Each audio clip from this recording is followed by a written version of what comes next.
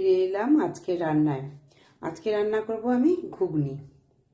এই ঘুগনিটা মটরগুলো আমি সারা রাত ভিজিয়ে রেখেছিলাম।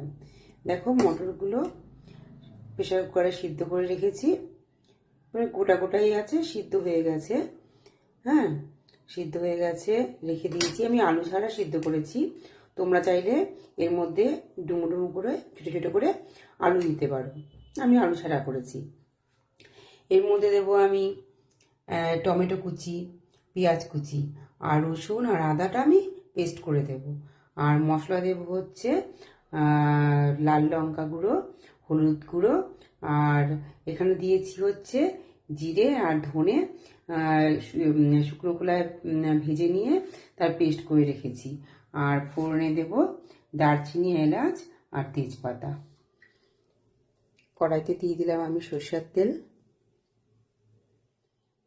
এবার ফোড়নগুলো দিয়ে দিই, দিয়ে তারপরে পেঁয়াজ কুচিটা দিয়ে দিই।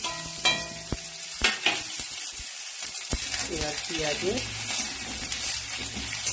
একটু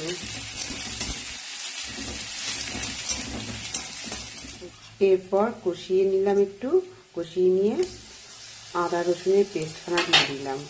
তারপরে এটাও একটুখানি কষিয়ে নিয়ে যাতে এর কাঁচা গন্ধটা চলে যায় ততক্ষণ একটু কষিয়ে নেব। এরপর টমেটো কুচিগুলো দিয়ে দিলাম। টমেটো কুচিগুলো দিয়ে তারপর এগুলো একটুখানি মজা পর্যন্ত একে কষাবো। একটু নুন দিয়ে দেবো, কারণ টেস্ট অনুযায়ী নুন আগেই আমি দিয়ে দিয়েছি মটরে সেদ্ধ করার সময়। এবার টমেটোতে একটু নুন দিয়ে দেবো যাতে টমেটোগুলো মজে যায়। দেখো টমেটোগুলো মজে গেছে। এরপরে এই মশলাগুলো সব এর মধ্যে দিয়ে দেবো।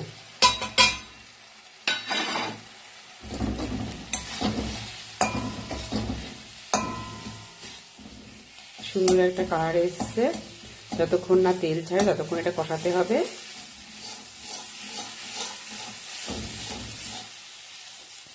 দেখো তেল ছেড়ে দিয়েছে। এরপরে এখানে এর মধ্যে মটরগুলো ছেড়ে দেব।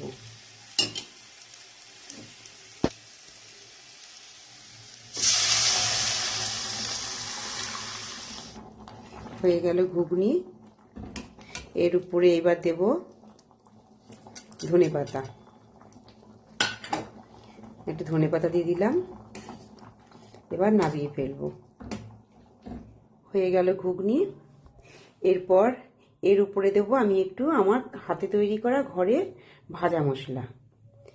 এবার এটা দেব তোমাদের দাদা ভাইকে একটু টেস্ট করার জন্য। ভালো হোক মন্দ হোক সবার আগে আমি ওকেই টেস্ট করতে দিই। সে কিছু বলে না, সে সব সময় আমাকে বলে ভালো হয়েছে। সে ভালো হলেও বলে ভালো হয়েছে, খারাপ হলে বলেও ভালো হয়েছে। ঠিক আছে বন্ধুরা, তোমাদের কেমন লাগলো বলবে।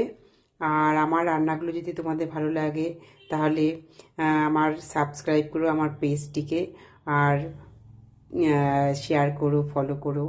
টাটা, বাই বাই, দেখা হবে নেক্সট ব্লগে।